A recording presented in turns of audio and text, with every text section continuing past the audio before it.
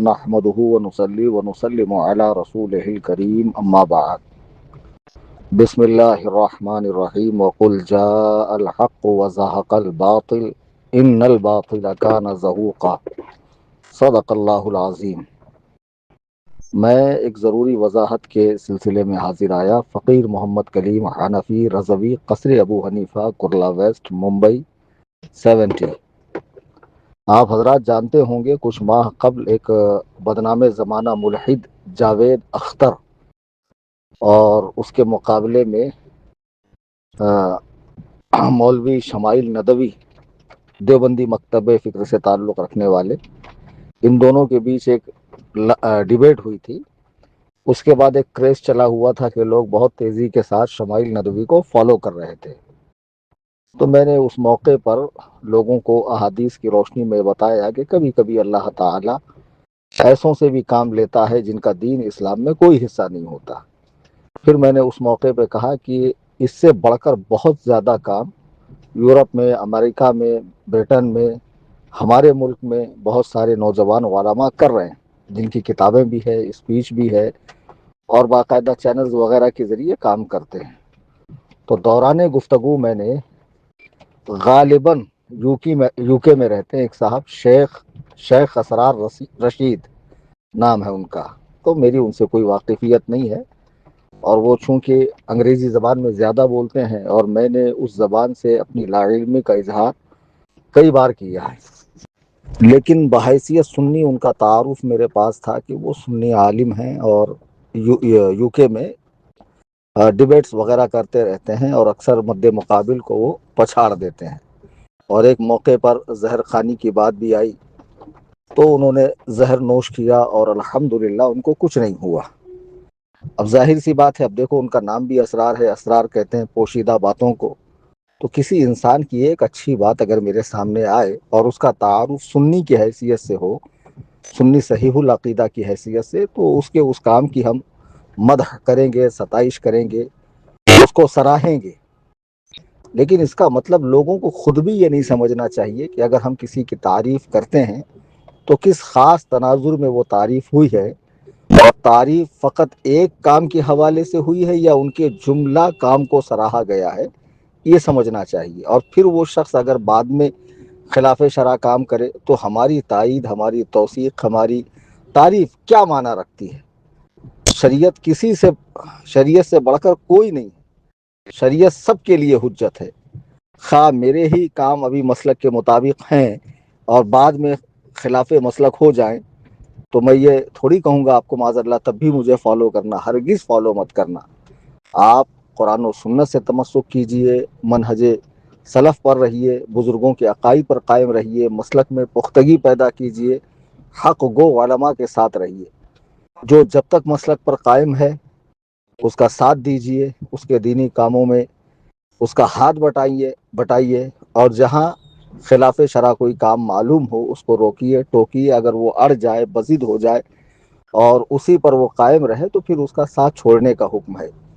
ये सिर्फ मुझ पे अप्लाई नहीं होता, ये सिर्फ उन पर अप्लाई नहीं होता, ये हर शख्स पर अप्लाई होता है, इसलिए कि शरीयत सब पर हुज्जत है। मैंने बारहा बताया कि आला हजरत की बारगाह में एक सवाल आया कुछ इस किस्म का कि फला जगह घोड़े का गोश्त खाया जाता है, तो आला हजरत ने फरमाया कि शरा सब पर हुज्जत है, वो कौन जो शरा पर हुज्जत हो। शरा पर कोई हुज्जत नहीं है, ये उनका ज़ाती अमल है, शरीयत नहीं है। तो बहरहाल मुझे बाज़ लोगों ने फिर मैसेज वगैरह भेजे कि आपने उनकी तारीफ़ की और वो नजीसुल पादरी के हवाले से नरम गोशा रखते हैं, देवबंदी मौलवियों के साथ उठना बैठना, खाना पीना, नशिस्त बर्खास्त, उनकी ताज़ीम तकरीम तौक़ीर, हत्ता के बरेली शरीफ के बाद फतावों से इख्तलाफ भी रखते हैं और बहुत सारी बातें। उसमें से कुछ मवाद इंग्लिश में था, कुछ उर्दू में था। तो अच्छी तरह सब फिर बाद में लोग ये कहने लगे कि जब हम उनका रद्द कर रहे हैं तो लोग आपकी बात बतौर तायद पेश कर रहे हैं कि बताइए इन्होंने तो उनकी तारीफ़ की है। तो उनको बता दीजिए कि जब यहाँ एक बदबख्त देवबंदी को लोग फॉलो कर रहे थे तो उस मौके पे मैंने कहा था कि इल्हाद पर बहुत सारे लोगों का काम है, इनका भी है, इनको देखना सुनना चाहिए। बाकी न तो उनके मैंने पूरे आमाल की गारंटी ली थी, न पूरी ज़िंदगी उनकी बयान की थी और न उनको ہر جگہ کلین چٹ دے دی تھی میں نے کہ یہ بالکل 100% صحیح ہے، ایسا کسی کے بارے میں نہیں کہا جا سکتا ہے۔ تو واقعی جو ان کے یہ معاملات ہے وہ تشویشناک ہے، لوگ ان کو ہرگز ہرگز فالو نہ کریں، کیونکہ دیکھو کوئی کتنا بھی دین و سنیت کا کام کر رہا ہو، جب خود پختگی نہ ہو، مسلک میں تسلب نہ ہو، پلپلاپن ہو، تو ہمارے یہاں ایسوں کے لیے کوئی گنجائش نہیں ہے۔ اور خصوصاً نجیس الپادری، جس کا بہت سے علماء نے جس پہ کفر کا فتویٰ دیا ہے، اور جس کی گمراہیت تو اظہر من الشمس اوضح من الامس ہے، اس کے گمراہ اور گمراہ گر ہونے میں تو کوئی دو رائے نہیں ہے۔ اور کفر کا بھی علماء کی بڑی جماعت نے فتویٰ دیا ہے۔ ایسے شخص کی اگر کوئی تعریف و توصیف کرتا ہے اور اس کی کتابوں سے استفادہ کرتا ہے، لوگوں کو کہتا ہے کہ اس کو فالو کرے، تو وہ خود جو ہے نا مشکوک شخص ہے۔ اور اسی طرح دیابنا سے، وہابیہ سے اتحاد کرنا اور اسے وقت کی اہم ضرورت بتانا اور اتحاد کا معنی یہ لینا کہ ساتھ میں اٹھنا بیٹھنا، رشتہ داری کرنا، ان کی مساجد میں جانا، اقتداء کرنا، یا انہیں اپنی اقتداء میں مقتدی بنا لینا، اس طرح کے بہت سارے دینی معاملات جہاں پہ ہرگز ہرگز شرع کی اجازت نہیں ہے۔ یہ بات اچھی طرح ذہن نشین کریں کہ مجھے ان کے تعلق سے کسی بات کا کوئی علم نہیں تھا۔ رد الہات کے حوالے سے ابھی حال فی الحال میں نے سنا کسی قادیانی کو انہوں نے دھول چٹائی ہے، اور بہت سارے لوگوں نے اس کی مبارکبادیاں دی، ہمارے اپنے مسلک کے لوگوں نے دی، لیکن میں نے اس پر کوئی کلام نہیں کیا، چونکہ ایک تو مناظرہ میں نے دیکھا نہیں کیا ہے کیا نہیں ہے، اور وہ زبان بھی انگلش تھی، اور اس کے حوالے سے میں نے صاف کہا ہے کہ میں اس سے واقف نہیں ہوں۔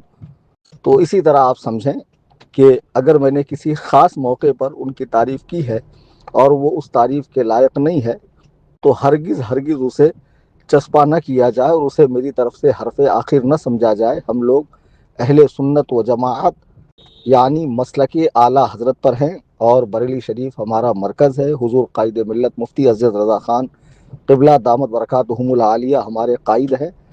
بریلی شریف سے جو فتویٰ آتا ہے ہم لوگ اسی کو فالو کرتے ہیں، اور کسی کا تعارف سنی کی حیثیت سے ہو اور اس کا کوئی کام اچھا ہو اور ہم اس کی تعریف کر دیں، بقیہ معاملات اس کے مشکوک ہوں، تو ہماری اس تعریف کو اس کے پوری زندگی پہ چسپا نہ سمجھا جائے۔ یہ ساری باتوں کو اچھی طرح آپ حضرات ذہن نشین کر لیں۔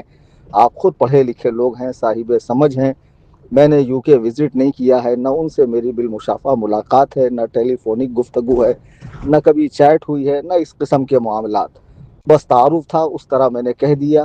اور بقیہ جو باتیں ان کے تعلق سے بہت ساری باتیں آڈیو ویڈیوز وغیرہ ان کے آئے ہیں، تو اس کو دیکھتے ہوئے میں نہیں کہوں گا کہ میری تعریف ان پر فٹ بیٹھتی ہے۔ لہٰذا آپ حضرات خود بھی صاحب سمجھ ہے، میری بات کو سمجھیں کہ میں ایسے کسی شخص کو بھی لائق التفات نہیں سمجھتا ہوں جو مذہب و مسلک کے معاملے میں متسلب نہ ہو۔ اللہ تعالی ہم سب کو دین حق پر استقامت عطا فرمائے، قبول حق کا جذبہ عطا فرمائے، مذہب مہذب اہل سنت و جماعت یعنی مسلک اعلیٰ حضرت پر خوب استقامت عطا فرمائے، آمین ثم آمین۔